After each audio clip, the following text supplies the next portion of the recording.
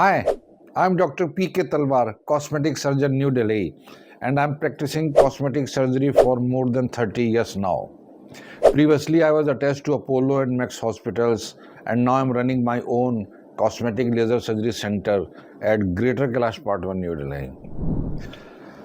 हमारे एक दर्शक हैं जिनको बचपन में कुछ दाने निकल आए थे बैक पे और उन्होंने उसका ऑपरेशन कराया है 2 जगह और अब उनकी वहाँ पे गांठें पड़ गई हैं और ये उनके लिए चिंता का विषय है जिसके बारे में वो थोड़ा जानकारी चाहते हैं। तो देखिए, बैक पे या कहीं पर भी अगर उनको स्कार पड़ा है, दाने टाइप लग रहा है, तो हो सकता है कि हमने भी उसका फ़ोटो नहीं देखी है, तो मैं उनसे ये कहना चाहूँगा कि आप अपनी फ़ोटो हमें व्हाट्सएप करें, हमारी टीम को, हम उसको देख के बताएंगे।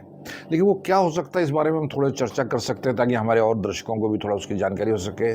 अगर उनको स्कार ऑपरेशन के बाद पड़ा तो चांसेस हैं कि हो सकता है वहाँ कीलॉइड बन गया हो। कीलॉइड के बारे में भी शायद हम पहले वीडियो बना चुके हैं, अगर नहीं है तो फिर हम इसके बारे में आगे आपको डिटेल जानकारी देंगे कि या तो उसमें कीलॉइड बन चुका है या हाइपरट्रॉफिक स्कार। जैसे जो स्कार होता है वो थोड़ा चौड़ा हो जाता है, थोड़ा मोटा हो जाता है, उसको हाइपरट्रॉफिक बनते हैं। और कीलॉइड में होता है कि वो अपनी जो एरिया उससे भी बड़ा हो जाता है और अनियंत्रित स्कार बन जाता है, उसको हम एक तरह से कह सकते हैं कीलॉइड बन गया है।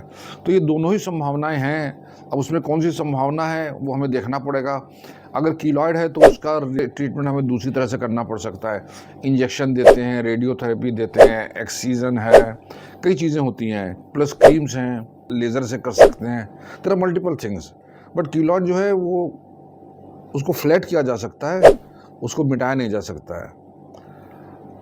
अगर हमने किसी भी कीलॉइड को जो उठाया, अनियंत्रित है, जिसकी ग्रोथ है, और उसको हमने फ्लैट कर दिया तो भी अपने आप में एक बहुत बड़ा अचीवमेंट माना जा सकता है इसको। दूसरा है कि हाइपरट्रॉफिक स्कार। अगर हाइपरट्रॉफिक स्कार है किसी लोकल टेंशन के कारण भी हो सकता है, और अगर अब टेंशन कम है तो हम उसको भी एक्सीजन के द्वारा और ये लेज़र के द्वारा उसको कम कर सकते हैं, उसको हल्का कर सकते हैं। मल्टीपल चीज़ें होती हैं, इंजेक्शन, स्टेरॉइड देते हैं, कैनाकॉल भी देते हैं।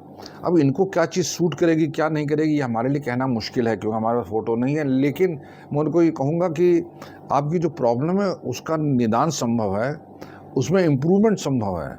लेकिन एक बार अगर कट का स्कार पड़ जाए तो हमेशा रहता है, वंस स्कार ऑलवेज स्कार। तो अगर कहीं पे भी चीरे का मार्क अगर वो पहले ऑपरेशन कराया तो उसको नहीं मिटाया जा सकता, उसको हल्का किया जा सकता है।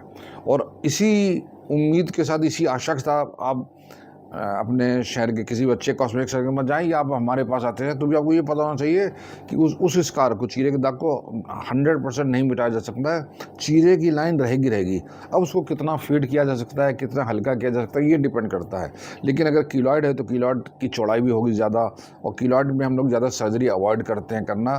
But what we can do is we can try to flatten it down. तो ये चीज़ें होती हैं। मैं आपसे बस यही कहना चाहूँगा कि आप मुझे हमें फ़ोटो भेजें, और बाकी दर्शकों से भी मैं यही कहना चाहता हूँ कि कीलॉइड है या हाइपरट्रॉफिक स्कार है, इनको कंट्रोल किया जा सकता है, इनका निदान किया जा सकता है, लेकिन स्कार इनका हमेशा रहेगा, उसको मिटाया नहीं जा सकता है। तो ये चीज़ आपको हमेशा ध्यान में रखनी होगी। और मुझे उम्मीद है कि जो उनका प्रश्न था मैं उसका उत्तर देने में काफ़ी हद तक सफल हुआ हूँ शायद। और लेकिन इसके अलावा उनके मन में कोई प्रश्न है, कोई शंका है जिसका समाधान चाहते हैं तो स्वागत है, वो हमारी टीम से संपर्क करें। हमेशा की तरह मैं बड़ी खुशी होगी किसी प्रश्न का उत्तर देने में। और अगर आपको वीडियो पसंद आया तो कृपया से लाइक और सब्सक्राइब करना ना भूलें। Thank you very much.